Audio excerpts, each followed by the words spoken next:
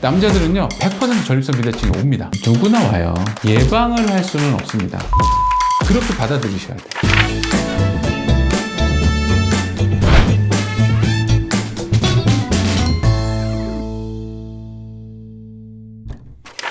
안녕하세요. 하이스트 비뇨기과 전문의 황인성 원장입니다. 특히 이제 중년 이상 분들이 보통은 고민하시는 것들이 전립선 비대증 또는 이제 발기부전 이러한 부분들이 제일 관심사죠. 이런 건 진짜 전립선 비대증이 안 좋은 습관이다. 약간 이런 게 있어요. 남자들은 이 호르몬에 의해서 무조건 전립선 비대증이 오거든요. 누구나 와요. 누구나 오기 때문에 예방을 할 수는 없습니다. 그렇기 때문에 저는 예방한다기보다는 전립선 비대증의 증상이 나타났을 때 빨리 치료를 해서 이 전립선 비대증으로 인한 이제 다른 부수적인 또 증상이 생길 수가 있는데 뭐 예를 들어서 방광 자극 증상이라든지 그러니까 쉽게 얘기하면 전립선 쪽에 우리가 소변에 문제가 생기거나 뭐 배뇨에 문제가 생길 때 실제로 그냥 전립선을 그냥 뭐 계속 문제가 있다라고 해서 그걸 방치를 하잖아요. 그러면 이 전립선을 해결을 해도 결국은 불편한 증상이 남거든요. 그러니까 그러한 부분들이 이제 왜 그러냐? 전립선 비대증이 있을 때 빨리 치료가 이루어지지 않아서 그런 거예요. 전립선 비대증이 오는 거는 전조 증상이나 사람마다 뭔가 그런 게 네, 물론 이제 전립선 비대증의 증상이라고 하는 거는 이제 다 거의 비슷하긴 하지만 이제 실제로 제일 먼저 느끼는 게 내가 평소보다 소변 볼 때 줄기가 조금 약해진다든지 아니면 소변 볼 때 조금 시간이 좀 오래 걸린다든지 그렇게 소변을 봤는데도 불구하고 조금 잔뇨감이 좀 있다든지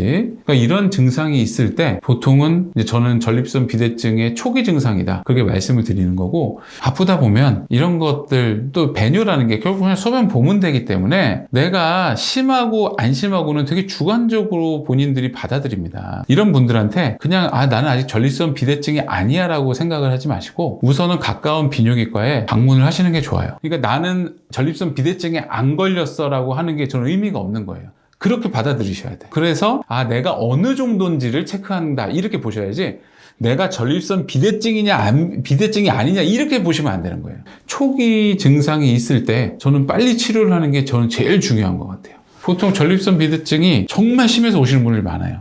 그러니까 근데 그게 증상이 언제부터 있었냐고 다 물어보면 1, 2년 이렇게 얘기하시는 분보다 뭐 한 10년, 20년 됐는데 나이가 들면 다 이런 거니까 라고 생각을 하고 그냥 계속 계셨던 거죠. 그런 경우가 생각보다 이미 많이 심해서 그 전립선 비대증으로 인한 증상들이 방광 쪽과 요도 쪽으로 다 이게 전가가 됩니다. 그러면 다른 문제가 계속 생기는 거죠. 빨리 치료를 하면 나이가 더 드셔서도요, 이게 그대로 유지가 되고 다른 기능 부전이 생기지가 않습니다.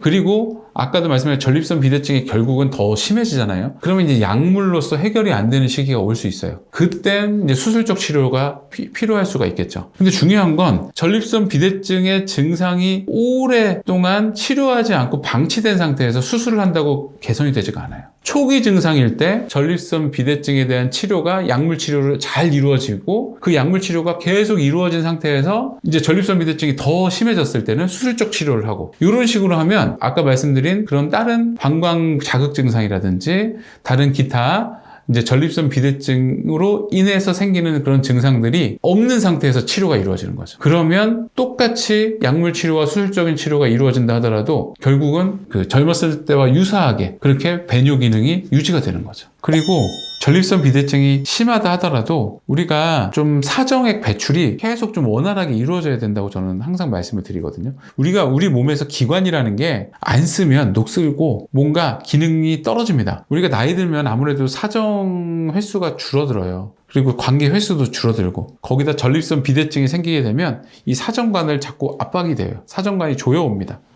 그러면서 기능적인 부전이 생기는 경우가 많거든요. 그래서 저는 나이 드시는 분들도 제가 항상 말씀드리는 게 어쨌든 지금이라도 많이 쓰셔야 된다. 실제로 저희 수술하시는 분들한테는요 거의 매일 관계를 계속 하시라고 말씀도 드려요. 왜냐면 이게 우리가 음경이 확대되고 수술만 된다고 되는 게 아니고 이 기능이 잘 유지가 돼야 되잖아요. 그러려면 이게 잘 써야 되거든요. 그러니까 그렇지 않으면 이라도 자주 해주셔야 된다고 말씀드리는 게 그래서 저희도 중요해요. 를 이렇게 부끄럽게 생각하면 안 됩니다. 왜냐하면 이게 되게 자연스러운 거거든요. 그렇기 때문에 까지 포함을 해서 주 2, 3회, 3, 4회 이상. 이 중요한 건 이상이 중요합니다. 네. 2, 3회, 3, 4회가 아니고 그 이상. 중요한 건 나이가 들면은요, 어쨌든 안 쓰면 노화가 더 급격하게 와요. 그게 제일 저는 중요한 포인트라고 저는 생각을 합니다. 전립선 비대증은요, 일단 초기에 해결하는 게 되게 중요합니다. 가끔 약을 드시기 싫어서 전립선 비대증이 증상을 느끼는데도 해결을 안 하시고 계시는 분들이 상당히 많거든요. 그래서 저는 이 기회를 빌어서 전립선 비대증 증상이 본인이 조금이라도 있다고 판단을 하신다면 무조건 비뇨의학과에 내원하셔서 검사를 받아보시는 것을 적극 추천합니다. 네, 이 영상을 재밌게 보셨다면 좋아요와 구독 부탁드리겠습니다. 감사합니다.